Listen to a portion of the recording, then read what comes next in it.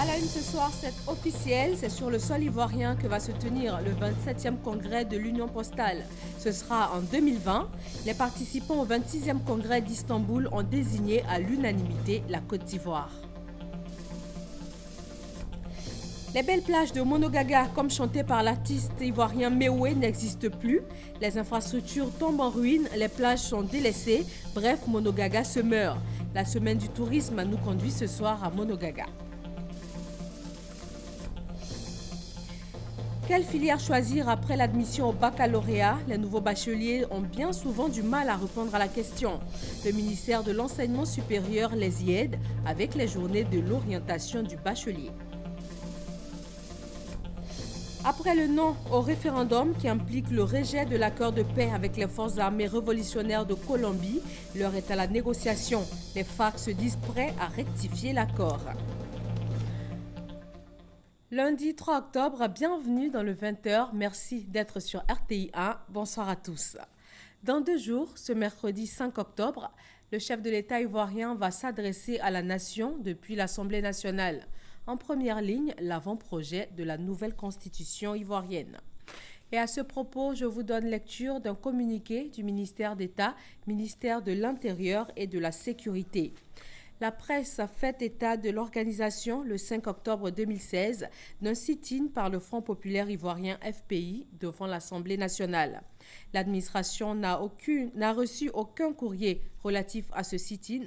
Par conséquent, le préfet du département d'Abidjan informe que cette manifestation n'est pas autorisée. Il rappelle que les manifestations sur la voie publique sont soumises à autorisation préalable. Le préfet met en garde contre toute tentative de trouble à l'ordre public. C'est signé le préfet du département d'Abidjan.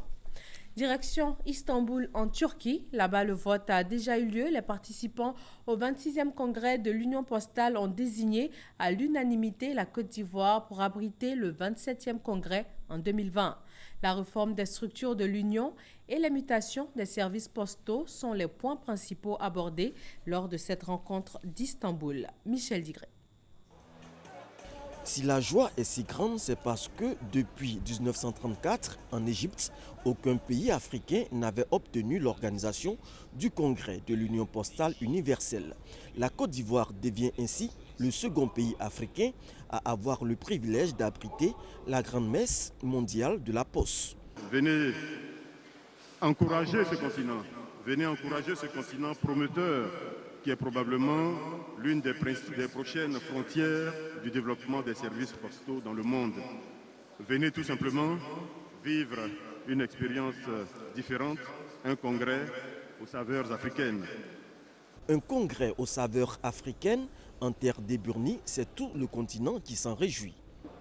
Je suis véritablement très fier de cette victoire de la Côte d'Ivoire, qui est une victoire de l'ensemble du continent, puisque le continent se sent honoré par cette victoire. La Côte d'Ivoire va honorer l'Afrique en abritant ce congrès. 2020, c'est seulement dans 4 ans, mais le ministre Bruno Koné rassure, la Côte d'Ivoire mettra tout en œuvre pour ne pas rater ce rendez-vous. Dans 4 ans donc, la Côte d'Ivoire abrite le prochain congrès de l'Union postale et nous allons rejoindre notre envoyé spécial à Istanbul. Michel Digré, quels ont été les temps forts de cette désignation de la Côte d'Ivoire? Oui, effectivement, nous sommes en direct de l'auditorium du Novotel à Istanbul et c'est ici que se tiennent les assises de la 26e édition du congrès de l'Union postale universelle. Les nouvelles sont bonnes pour la Côte d'Ivoire. Déjà ce matin, c'est le ministre Koné Bruno, ministre de la Poste et de l'économie numérique, qui a présenté officiellement la candidature de la Côte d'Ivoire après sa validation en février dernier par le conseil d'administration de l'Union postale universelle. Après donc cette présentation, un film institutionnel a été diffusé, un film qui a montré les atouts et les aptitudes de la Côte d'Ivoire quant à relever le défi de 2020.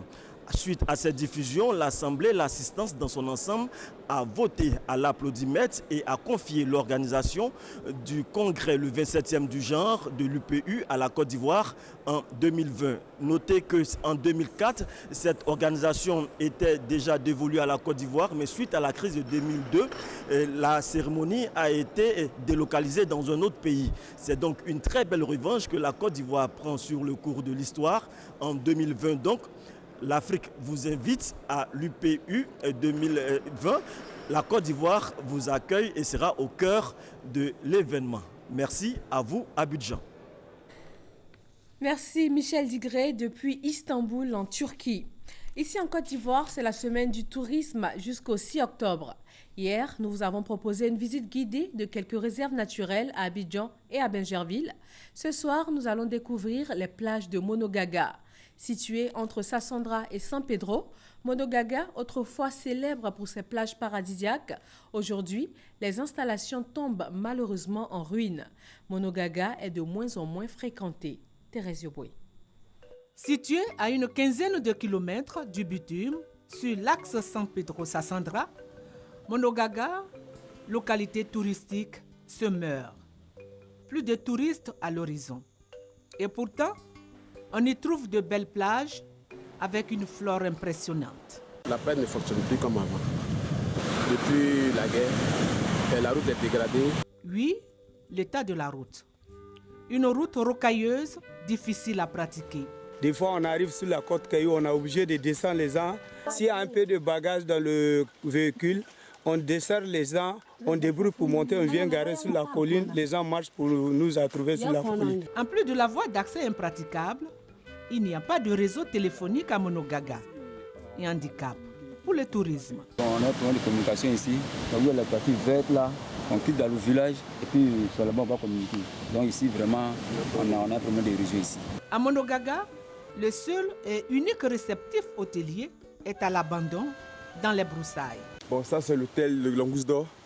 En 1997, l'hôtel on vivait dans l'hôtel quand les gens venaient. Ici il y a le bar, le restaurant.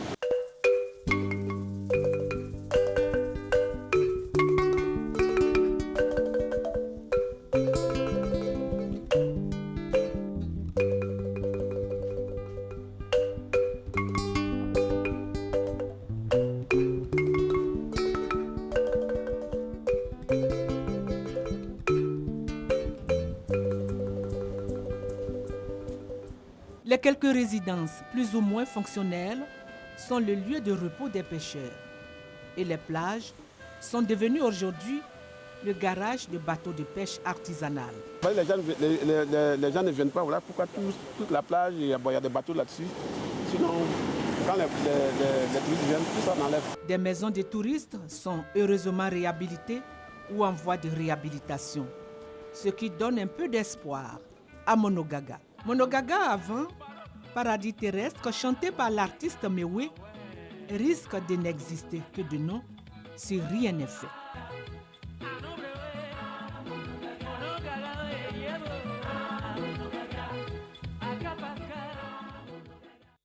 Ce lundi matin, dans la ville de Katiola, à 45 km de Bouaké, suite à une altercation avec un agent de police, un jeune homme a trouvé la mort. Il serait un repris de justice et il s'en est suivi de violentes manifestations entre forces de l'ordre et population.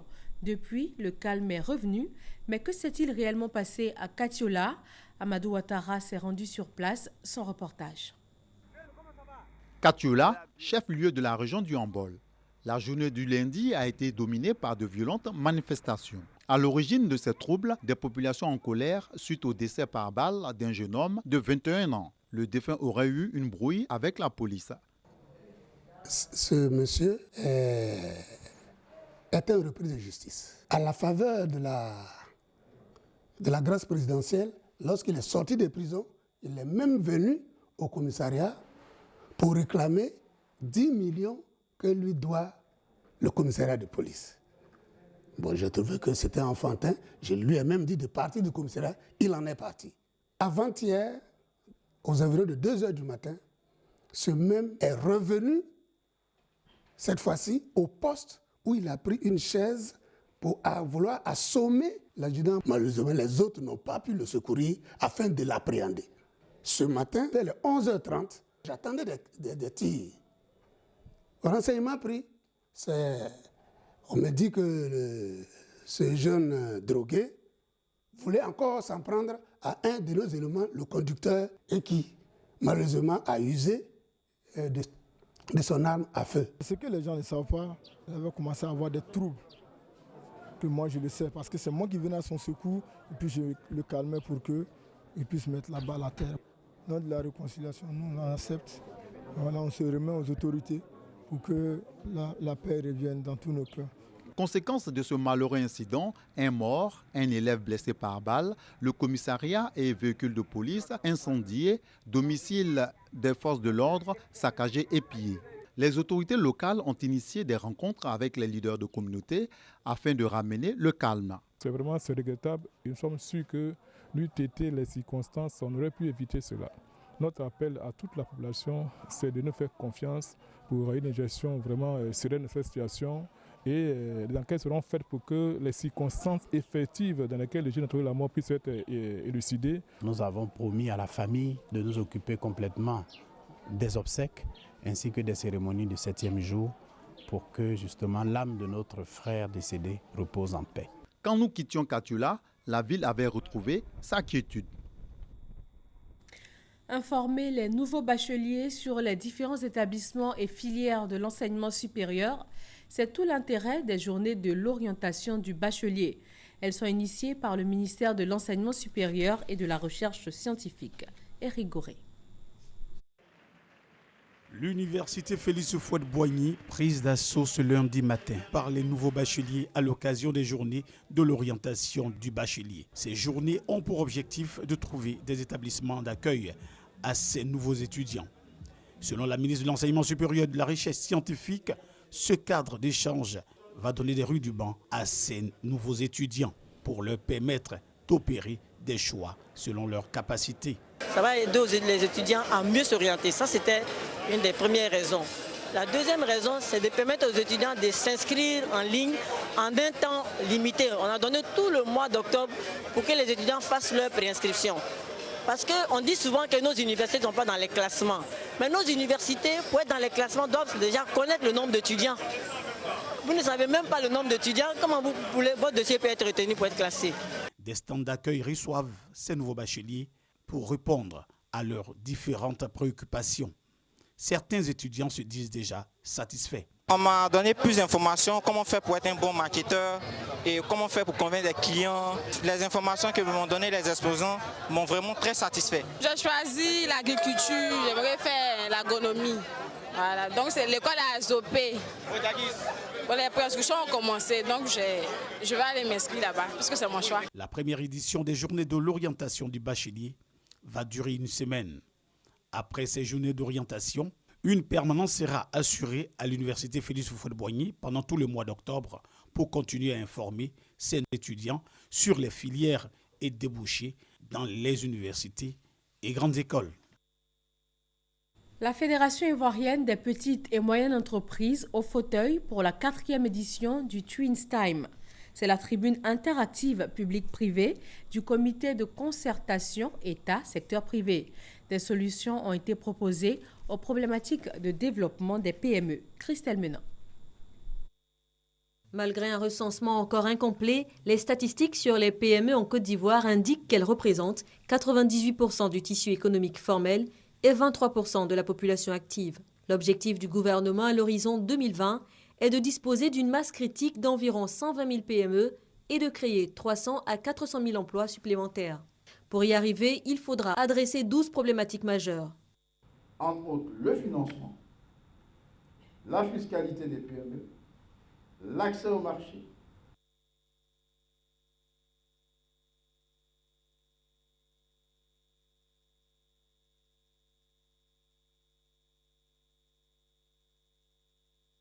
Nous avons rencontré des problèmes techniques pour la diffusion de cet élément. Le journal se poursuit avec les douanes ivoiriennes qui renforcent les capacités de près de 2000 agents. Ils sont tous issus du programme de désarmement démobilisation et réinsertion ADDR. Ils ont intégré l'effectif des douanes depuis l'année dernière. Et en plus d'Abidjan, cette formation se tient simultanément dans 6 autres régions du pays. Chantal Akanda. L'atteinte des objectifs de la douane ivoirienne passe également par une ressource humaine de qualité. Pour y arriver, la Direction générale de la douane se donne les moyens à travers une formation. 1921 agents douaniers recrutés en 2015 bénéficient de cette opération qui se déroule simultanément à Abidjan et dans d'autres régions du pays. Ces jeunes gens ont donc été recrutés dans le cadre de la TDR et ont reçu une première formation militaire et professionnelle. Sur le terrain, on les a redéployés compte tenu des urgences. Maintenant que nous avons résolu les urgences, il faut donc penser à compléter cette formation initiale. Le don de gouvernance et de développement institutionnel DGDI est la cheville ouvrière de cette formation qui s'inscrit dans l'amélioration de la gouvernance économique et institutionnelle de la Côte d'Ivoire. Ils sont aux frontières, ils doivent pouvoir faire un reportage de tout ce qu'ils voient, qu'ils entendent par rapport à leur mission. Il y a la rédaction. On les forme aussi aux outils juridiques qui sont propres aussi à la douane. Les bénéficiaires entendent s'approprier ces nouvelles connaissances pour un meilleur rendement. Nous rencontrons très souvent dans le cadre de nos activités certains problèmes tels que la rédaction des PV et aussi des problèmes liés au droit. Donc c'est des thèmes qui sont développés dans ce séminaire. Ça va nous permettre d'être perfectionnés plus pour savoir ce à quoi on s'attend en fait sur le terrain. Sous le thème central, les douanes ivoiriennes et la bonne gouvernance, ce séminaire, ouvert ce 3 octobre, prend fin le 5 novembre prochain. 6 directions régionales de la douane sont concernées. Ce sont à Bengourou, à Boasso, Boaké, Korogo, Mans et San Pedro. Les commissaires régionaux de la Commission nationale des droits de l'homme de Côte d'Ivoire ont aussi vu leurs capacités renforcées. En première ligne, les techniques de documentation et d'investigation dans le domaine des droits de l'homme. Ils vont désormais pouvoir élaborer des rapports selon les normes internationales. Hassan Khan et Kader Sagodogo. En faveur des populations et des gouvernants, la CNDHCI, Commission nationale des droits de l'homme de Côte d'Ivoire, exerce des fonctions de concertation, de consultation, d'évaluation et de proposition en matière de promotion, de protection et de défense des droits de l'homme.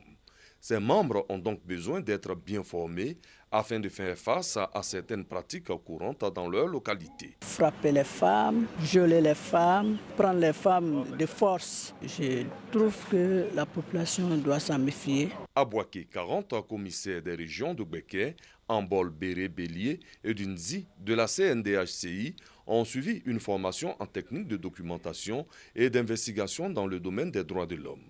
Il s'agissait pour la CNDHCI de doter ses représentants régionaux d'outils nécessaires pour l'élaboration de rapports qui respectent les normes internationales en matière de droits de l'homme. Il faut qu'un rapport qui est produit ici soit crédible partout. Mais si ceux qui le font ne maîtrisent pas la technique pour le faire, vous voyez que c'est un rapport qui est décrédibilisé.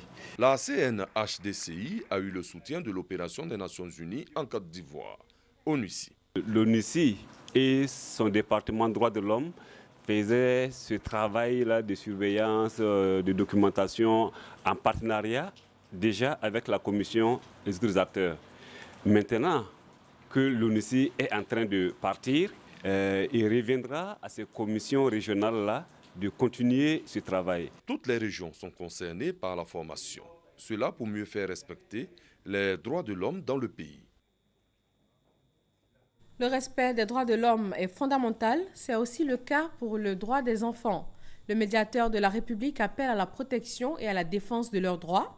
Les premières concernées, les enfants, eux-mêmes ont été sensibilisés. Un service de protection de l'enfance a été créé dans les locaux de la médiature. C'est la concrétisation d'un engagement pris lors de la rencontre des médiateurs de la francophonie en 2012 en Albanie. Après cette activité, le médiateur de la République s'est rendu à Bouna, dans la région du Bounkani. Les communautés se sont engagées à enterrer la hache de guerre qui les a longtemps divisées. Elles prônent désormais le vivre ensemble. Eugène Atoubé. Photo de famille après une séance d'écoute. au domicile du chef de la communauté Lobi à Bouna. Ambiance détendue, mais 1 heure plus tôt, l'atmosphère était plus lourde. Les lobbies ont toutefois pu donner leur version des causes du conflit avec proposition de recommandation à la demande du médiateur de la République. Les communautés Malinké et Koulango rencontrées respectivement au quartier Kamarasso, au domicile de son éminence Groa, chef de la communauté Malinké, et à la cour de Sa Majesté Garakonu II, roi de Bouna, ont été soumises au même exercice. Au-delà des causes lointaines et immédiates relevées durant les séances d'écoute, toutes les communautés ont montré leur disposition à la réconciliation et à la paix. La dernière fois, il y a eu Marcana, on a joué ensemble, les jeunes lobbies, les jeunes camarades, les jeunes Koulango, tout ce qui veut dire que nous sommes de retour quand même dans la normalité. Et pas plus tard que quelques temps, il y a Madame le ministre de la Solidarité qui est passée et c'est ensemble que toutes les communautés, main dans la main, se sont retrouvées pour célébrer la journée de la solidarité à Bouna. Je pense que les choses commencent à rentrer dans l'ordre. Les écoutes élargies à toutes les composantes sociales de Bouna sont en réalité des séances de collecte de témoignages et de recueil d'informations pour comprendre les tenants et aboutissants de ces violences intercommunautaires que Bouna a connues. Dans cette recherche de la vérité, les responsables de confessions religieuses, chrétiens et musulmans notamment, ont apporté leur contribution. Les chrétiens, pour leur part, se proposent de mener une campagne de sensibilisation pour prévenir les risques d'enlisement de ce conflit à l'approche des échéances électorales. Sensibiliser la population que les élections, ce n'est pas la guerre. Tous veulent le développement de la région du Bonkani. Donc s'il y a un qui perd, ce n'est pas la fin du monde. Il doit accepter et celui qui a gagné, nous tous, nous soutenons pour qu'il puisse amener à bien sa mission. L'intérêt général avant l'intérêt particulier. La cohésion sociale, la cohésion de la nation, se maintenir ensemble et avancer. Et régler au fur et à mesure les difficultés que nous rencontrons. Les séances d'écoute sont la première étape d'une médiation qui vise le rapprochement des parties en conflit. Et de ce rapprochement, les amener à trouver ensemble les modalités d'un vivre ensemble harmonieux et paisible. Revenons maintenant sur la 4e édition du Twins Time, la tribune interactive public-privé du comité de concertation État-secteur privé. Christelle Menant. Malgré un recensement encore incomplet, les statistiques sur les PME en Côte d'Ivoire indiquent qu'elles représentent 98% du tissu économique formel et 23% de la population active. L'objectif du gouvernement à l'horizon 2020 est de disposer d'une masse critique d'environ 120 000 PME et de créer 300 à 400 000 emplois supplémentaires. Pour y arriver, il faudra adresser 12 problématiques majeures. Entre autres, le financement, la fiscalité des PME, l'accès au marché, le renforcement des capacités managériales, le coût et la disponibilité et la qualité de la main-d'œuvre, le développement du secteur informel, les problèmes de gouvernance et de corruption, et j'en passe. À ce tableau s'ajoute l'inexpérience et la faiblesse des investissements de départ. Plus de 60% des PME ont une durée de vie de moins de 10 ans et 57% des investissements initiaux ne dépassent pas 500 000 francs CFA. Mais des politiques existent, c'est notamment le programme Phoenix, 50 mesures bâties sur 4 piliers stratégiques, l'amélioration du climat des affaires, le renforcement des capacités techniques et managériales des PME, l'accès au financement et au marché, et le développement de la culture entrepreneuriale et de l'innovation. Le processus est en cours et le Twins Time, tribune d'échange interactif entre les acteurs publics et privés, donne l'occasion d'en faire un bilan et d'indiquer pour cette 4e édition des perspectives aux problématiques de développement des PME. Au comité de concertation État-secteur privé, nous sommes là pour animer le dialogue entre les deux parties, de telle sorte que ce dialogue-là même puisse servir d'outil de gouvernance. C'est-à-dire que chaque fois que les autorités doivent prendre une décision, qu'on puisse consulter ceux qui doivent appliquer cette décision. Au terme des échanges, la Fédération ivoirienne des petites et moyennes entreprises, FIPME, administration publique, organisations patronales et professionnelles, était imprégnée des difficultés, opportunités et défis de développement des PME en Côte d'Ivoire. Dans le domaine agricole, les journées nationales du cacao et du chocolat ont été célébrées de façon éclatée dans toutes les régions productrices de cacao. À Soubré, la meilleure coopérative et le meilleur producteur ont été primés. Eugène Atoubé. Le fruit du dur labeur de plusieurs années est la reconnaissance officielle des acteurs et dirigeants de la filière café-cacao de la région du Nawa. Nabikanga est désigné meilleur producteur de cacao de la région du Nawa au cours de la 2e édition éclatée des Journées nationales du cacao et du chocolat. Son diplôme est accompagné d'un chèque de 500 000 francs CFA, d'un tricycle et d'un bon de matériel agricole. L'entreprise coopérative Ekamom de Miyagi, dont est membre le lauréat des GNCC au niveau de la Nawa, a été honorée et récompensée par le Conseil du café et du cacao. Fatiga Dey, directeur régional de cette structure, devant les autorités administratives, les responsables des structures d'encadrement du monde paysan, les patrons de coopératives et les producteurs, a cité un exemple la coopérative Ekamom, une coopérative montrée comme la meilleure de ces 5 dernières années dans la région du Nawa. Coopérative, dit-il, créditée d'une excellente organisation, d'une gestion rigoureuse avec des producteurs engagés pour le respect des bonnes pratiques culturelles. Après sa déception lors des GNCC de Yamoussoukro l'année dernière, l'entreprise Ekamom prend sa revanche. Aruna Béré, son PCA, remporte une victoire importante et peut poursuivre son projet de faire de la coopérative Ekamom une entreprise forte et compétitive, le regard porté vers l'exportation. Dans l'actualité politique, l'Alliance des forces démocratiques de Côte d'Ivoire, AFD, marque sa sortie officielle dans la commune d'Abobo. Ce parti de droite à vocation libérale veut faire de la commune d'Abobo, qui a particulièrement souffert de la crise post-électorale, une terre d'hospitalité. Abou Sanogo. L'ambition affichée par les responsables de l'Alliance des forces démocratiques, AFD, est de faire de la commune d'Abobo le fer de lance d'un modèle d'intégration des populations ivoiriennes. Ils l'ont signifié lors de la sortie officielle de ce parti de droite à vocation libérale, parti qui entend bâtir une Côte d'Ivoire nouvelle, un modèle pour l'humanité avec des hommes nouveaux et intègres. Dans son adresse aux militants et sympathisants de l'AFD, Dr Ibrahima Kouyaté, premier vice-président, a invité les Ivoiriennes et les Ivoiriens à s'inspirer des paroles de l'hymne national de la Côte d'Ivoire, tout en exhortant les militants de l'Alliance des forces démocratiques à plus de responsabilités dans le langage. Nous voulons sortir des langages de guerre. Pour que nous changeons, il faut d'abord changer nous-mêmes. Et le changement passe par notre langage et par notre comportement. Nous demandons donc d'avoir ce message de paix, ce message de réconciliation, ce message qui ne divise pas et ce message d'union. Fondée en avril 2006, l'Alliance des forces démocratiques, présidée par Maître Balo Yakouba, nourrit le secret espoir d'une Côte d'Ivoire, terre d'espérance et d'hospitalité. En Colombie, après le non au référendum, le rejet donc par les Colombiens de l'accord de paix avec les forces armées révolutionnaires de Colombie, l'heure est à la négociation. Les FARC se disent prêts à rectifier l'accord. L'ONU a annoncé qu'elle envoyait un émissaire spécial, Hamza Diaby.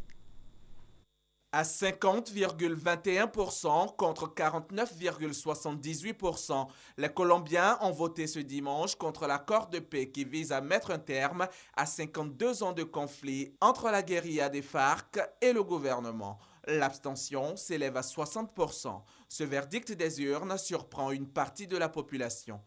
Nous avons perdu l'opportunité pour de nombreuses municipalités en Colombie de retrouver la paix, d'avoir la possibilité d'avoir un poste de police ou de pouvoir employer des gens dans plusieurs domaines. Nous les Colombiens, nous sommes un pays bizarre parce que malgré toutes les souffrances que nous avons connues depuis 60 ans, nous disons non. L'autre partie en est plutôt satisfaite. Nous voulons tous la paix, mais nous n'avons pas l'information complète sur l'accord que le gouvernement a fait avec les FARC. Je suis tout à fait d'accord avec la décision du non prise hier. Je suis totalement d'accord et je pense que c'est très bien de dire non à ces accords. Les opposants à l'accord avaient fait campagne en dénonçant notamment le laxisme des sanctions prévues contre les auteurs des crimes les plus graves. Le devenir de l'accord, largement soutenu par la communauté internationale, est désormais incertain. Pour le président José Manuel Santos, le cessez-le-feu reste en vigueur. Le chef des FARC, Timoshenko, lui réitère la disposition des guérilleros à ne faire usage que de la parole comme arme de construction de l'avenir. Au fil des décennies, ce conflit a fait plus de 260 000 morts, 45 000 disparus et environ 7 millions de déplacés. L'ouragan Matthew, en mouvement dans les Caraïbes, menace directement Haïti et la Jamaïque qui sont en alerte ouragan, tout comme les provinces orientales de Cuba. Elles devraient être touchées dans les 48 heures par des forts vents et d'importantes précipitations. Le président intérimaire d'Haïti a invité les populations à évacuer les zones à risque. En Jamaïque, le Premier ministre a fait le tour des zones exposées, tout comme le président Raúl Castro à Cuba. Dans le monde du football, l'ancien international camerounais Rigobert Song, dans le coma suite à un accident vasculaire cérébral survenu dimanche, est revenu à lui il y a peu. L'ancien capitaine de l'équipe nationale du Cameroun, âgé de 40 ans, est hospitalisé à Yaoundé au Cameroun et pourrait être évacué vers l'Europe. Voilà, merci de votre attention et très bonne fin de soirée à tous.